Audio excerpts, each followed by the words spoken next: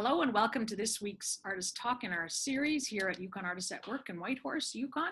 It's August 27th, 2020. I'm Leslie Leong and I would like to acknowledge we are here on the traditional territory of the Tagish-Kwan people, where the Tonquechon Council and the Kwanlun First Nation govern. I thank them for sharing this land with us. I'd also like to thank the Yukon Arts Fund for supporting the Artist in the Window series and Music Yukon for making it possible to host an additional 4 artists. Today, we're here with Jackie Dowell-Irvine. This week's Artist in the Window. Jackie is a painter in both acrylics and watercolor. Say hello. Hello, everyone. So Jackie, give us a sense of your visual sense of your work briefly.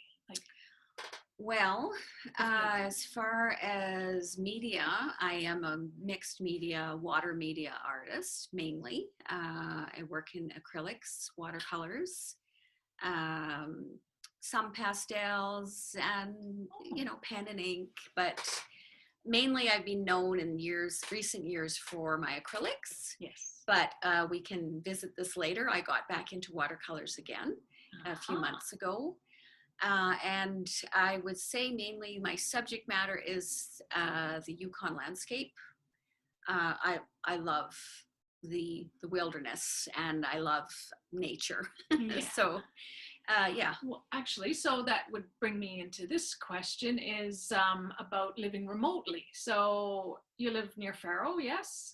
Yes, I'm about 30 kilometers out of Faro. And how does that influence your work? Well, it has been a bit of a process. We've lived there. We've had the land for 15 years. Mm-hmm. And we built it from nothing. My husband was the builder. Oh. And our family moved there in 2006. We lived in a wall tent for a couple of years. I had an outside screen tent studio at that point and painted many mushrooms because we had some really great mushroom summers, and that's coming on right now. It's really nice to see it when you go out for our walks, and a lovely thing to paint. And I think it really has really influenced me, because when I guess your psyche is immersed in an environment, it really does affect you. For me, it does. I just find that I paint a lot of what I'm seeing, and it gets in the subconscious, really. The reason I say that is that I've lived in a lot of different areas in Canada. Okay. So when I lived in Nova Scotia, I was around the ocean a lot. I was in Halifax, and I'd be at the waterfront, and I'd see a lot of maritime scenes, and I painted the Maritimes. I painted the water and the ocean, and I lived on the prairies for a while, and I became immersed in that landscape, and it got into my subconscious, and I was painting big skies and sunsets, and it was amazing, to do that. But I really have to say, when I came to the Yukon, it was really like a spiritual experience for me. When I first got here, we were living on the South Klondike, and it was amazing to drive down to Carcross. We lived at Lewis Lake, and another painter, Daphne Manel, was my neighbor with Lee, and I got to meet them and some few other people. But it was just so beautiful, and so breathtaking. And when we came, it was in the autumn, and I remember the mists, and you'd get up in the morning and the lakes would be covered in the mists, and I have a really vivid imagination. So what happens is when I see something, it's not a photographic memory. But I just remember certain colors and moods of the landscape and light. Now, it hasn't, if I were to be really honest, I think it's been in the last few years that I've kind of matured a little bit more, and I really work on the light a lot more in my paintings. Okay. I used to just paint more middle of the day, where I didn't have to work with the light, but now I strive to capture that. Neat. Yeah. So, and what's your preference then, plein air or in your studio? I'm not really a plein air painter, even though I live right on the river. I walk and I'm outside a lot, and I have, of course, done sketches. I've actually done plein air of of the Magundi River, which is my home. But I prefer to do, like I do photo reference. I'll take lots of photographs. I prefer to be in my studio. And I like to put a lot of different elements of one scene together into my painting. So for example, I might find a really nice reference of the river, and I might think, like I might do it with the Northern Lights, for example. And that's something that I think I'm in a really fun era for me, for my painting, because when you work your whole life for something and you get to a point where you feel like it's not so much the frustration that you had in your younger years, like you know what you want, and you can see it in your mind, but you can't translate it into actual physical reality. It's amazing when you can actually start to do that. And I'm not saying I do it all the time. I don't want to make it sound like I've arrived on there's much room for growth, but it's like just a lot of fun. It's just a lot of fun to be able to put different elements, like look at a summer scene of the Yukon River, for example, with the aspens, and I've got a photo, and it's like, okay, it's all green, take it home and make it into a fall scene. Wow. Right? Like just change it, like, and say, okay, well, because when I'm working, and this is process again, I call it no mind. It's like the biggest thing for me as an artist was to learn to create the environment and the circumstances in my life to show up at the easel and be able to be that channel for the work, to be able to come through me and for me to be able to do it. Wow. And that's many things. It's spiritual, it's mental, it's physical. I have to not be exhausted, and I've quit all my other jobs. I'm a full-time artist now, and I really treasure that, and I guard it, because artists, we can get so busy and we're out there, and it's this great outgoing movement, but for me, I had to learn how to fill my well and to replenish myself in order to be able to show up at the easel and to have the joy to create the work that I really want to create. Right. Wow. Okay. Sounds exciting. I hope so. So just a little bit about technique. Do you have any extra special tools that you use, or techniques, or paint, or what's your favorite things? Okay, well, I use, of course, my brushes and everything. I really like glazing medium. Oh. I've gotten into putting a lot of glazes on my work, and so I use a heavy body acrylic glaze. It's not the thin one, and I also sometimes like to create texture in my paintings. Okay. I always have a very fine brush, like a rigger brush, so I can create detail.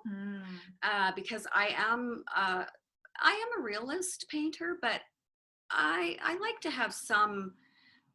So I'm doing a lot of detail work as far as that brush goes. So you need to have a good brush like that. But I also think it's important that I have a really big brush, because you don't want to have all little strokes. Yeah. And I like to use that for my skies, and like the big, blocks of you need it, especially. And which brings me to another point, like I have been working on larger works now. 24 by 36 is large, but I did a show a few years ago. It was called Forest Lover, and I did a really huge aspen painting, and it was like 4 feet by 6 feet, and wow. I'd really like to do even bigger paintings. Wow, it's almost life size. Yeah, so I'm going to have to get bigger brushes, because you'd be there all day if you were, you don't need little tiny brushes for that. So, but it's really exciting to have new prospects and to challenge yourself and to grow as an artist, right? So, I mean, there's lots of ideas I have for the future, but I try to stay in the now. Like this is the most important time is now. Yeah. So you've gone really big, but then there's also very small. Tell me a little bit about what you're doing in the window this week, and explain this TNT. Okay. TNT is like dynamite comes in small packages. No, that's just a joke. But the teeny tiny watercolors. It was just, I really like marketing in some ways, and I thought that was a good name. And they're quite small. Yes. You can see them in the background there. They're very beautiful. They're on a card format. Yeah.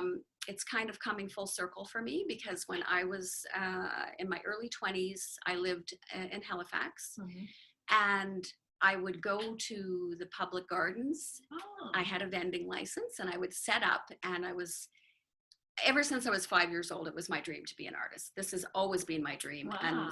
And I am living it now. And I think sometimes I just am filled with gratitude to be able to do this for my life and it is my living as well. And I really enjoy it. So it's a gift. So anyway, I'm 25. I'm at the public gardens, and I started with painting these little tiny watercolors, and people would come from all over the world. It's quite a tourist destination, Halifax, and they would buy these little cards from me, and I was working in watercolor. So and then when my children were young, I didn't have a lot of time to paint, but I found that format really worked well because I could have a sense of completion and accomplishment, and I would do little tiny watercolors, and then I would sell them in Faro at the Interpretive Center, and it was just on a small scale. And I think a lot of people remember me from when I first came to the Yukon 22 years ago. I would still be doing those little watercolors. But in 2004, I wanted to learn more, so I took on the medium of acrylic and started painting on canvas. And believe me, it was really frustrating. Oh wow! When I first started, Quite yeah, different. and I'm pretty well self-taught. Yeah. Like I did have some watercolor classes when I was quite young. Like I actually won a scholarship for a watercolor workshop in St. Andrews, New Brunswick, right out of high school. Yeah. And it was really exciting for me. And it was with a Chinese watercolorist. His name was Chin Kok Tan, and he worked at the University of Toronto. And he was very disciplined, and he taught me a lot of things, but it wasn't as enjoyable as I thought it was going to be. But it was good. I remembered a lot of things. He taught me a lot about value at that time, and it was really good experience for me. I lost my train of thought, but anyway, we were talking about TNT and what you're doing in the window this week. So when COVID hit and the pandemic came, it really cleared my slate. Everything was swept away. Everything was canceled, and I was home. And I cannot tell you what a great gift that was. I wasn't very happy about it at first in my mind, but then once I actually digested what was happening and I realized, hey, this is out of my control. And so I just let go. And I thought, I'm just gonna sit each morning and have my coffee at the table here and paint these little tiny watercolors. And I posted them and I gave some of them away. They're nice little gifts. And then that was kind of my intention, was to paint them for people to give to their loved ones, because we can't see everybody in our circles right now, like especially if we live, have family out of province. And I thought it would be a nice, affordable, I have them priced really well. We don't have to discuss that now, but people can send them to people that they really care about. It's a special gift. So and so I'm doing them every day. And if you come into the gallery, all you have to do is step in, and I want to bring you in here because we have such a wonderful group of artists, and to see everybody's work is just amazing. And when you come in, you get to put your name in for a free draw to win an original TNT. Cute. And I do one, there's a new one every day. And so that's what I'm doing here. Neat. And here we have a little watercolor, for example, that's of Northern Lights. And the reason why I wanted to show this one was because you have been working with a company called Bulla, putting your artwork on apparel. Can you tell us a little bit about that? Well, sometimes when you work for a living for an artist, you're thinking, okay, well, what can I do to find an avenue for income? Well, this was something that I received an email from Bulla, and it said, we'd like to put your artwork on our outdoor clothing wear it's called a neck tube. And Just out of the blue. yes, and I thought, oh, this is a scam. So I just put it off. I think I put it in a folder, and then my son, he's techie, he goes to university for computer science. I said, Sam, can you look that up for me? And he says, Mom, that's not a scam. He says, you got to contact them. That's a company. I said, Bula? And he said, yes. So I contacted them, and I had a phone interview, and basically what the company wanted to do was they picked 2 artists in Canada, and they found me online, and they said, we want to put your artwork on our neck tubes, and it's called licensing. We pay you a fee, and we give you a royalty for each one that's sold, and you can sell them yourself as well. Nice. So that happened a couple years ago, and the image of the Northern Lights that you showed was picked for the Arctic Winter Game teams officially, but unfortunately, we all know the rest of the story. But sad. So well, tell us.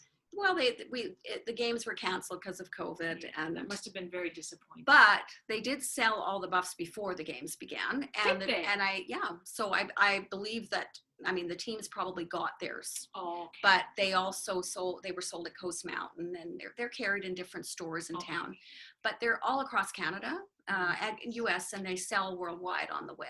And then I got another email in September last year, because it's always a year ahead, everything when it comes to this type of product, and they wanted to license me again because they said it did so well. And so there's a new product line coming out in November. It's actually coming out in November this year, and there will be beanies as well.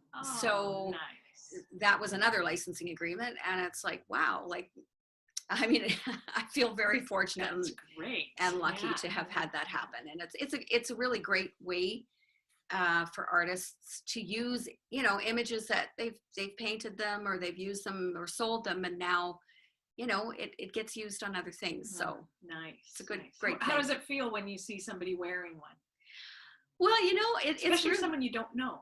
Yeah, it's really neat. Yeah, it is. And the other thing I just wanted to say is that, the company, I phoned them in the spring because I had a huge order coming in for tourism this summer, and they have to be printed, so they have to be pre-ordered. And I was a little bit nervous because there's a lot of stores ordered them in large quantities, and it was like, oh wow, is this going to work out? And all the stores said yes, they take them. And the owner of the company, he said, the one thing that's selling really well for us is the buffs. That's what the neck tubes, because people can use them. Yeah. Oh yes, to cover. Yeah. Yeah, you can walk into the store, and it's not a medical grade. Yeah. But it works really well for a face covering, in a pinch. And you can actually, some people have put YouTubes out where you can put things inside them to use them like that. Yeah. Nice. Okay. Yeah. Well, that's hard to top. So what's next? Well, I really want to do some painting of the Casca traditional territory. And maybe where you live? Yeah, I live on the Robert Campbell Highway. And I love my home, and I love the land around me. And I've done a lot of work in Ross River over the years with painting classes, and worked at the college for a while. And I don't know, I am looking at putting in a proposal to work with them. I haven't really developed anything yet, but coming up this fall, I have some plans. This painting that's beside me is it's called the Gold Creek, or Boulder Creek is another name that's used. It's on the North Canola Highway, and it was actually there's a photo reference story to this. Sometimes I ask permission from different people that take photos. This happened to be a photographer. He's well known. His name is Christian Boucher, and he gave me permission to paint his image of this particular spot. We had a show in 2016, and it was called Double Vision. And I remember that show. It was great. It really was. And I really was so grateful to Christian to allow me to do that, because I couldn't travel up there then. And he took some pretty spectacular reference photos that I had total permission to use. And the show was wonderful. But I'd like to work with the people, with the Denna Council, and see, so I have some hopes and some plans for that. Like I said, nothing has come officially yet, but we'll see. And I'm hoping to do some really large paintings again.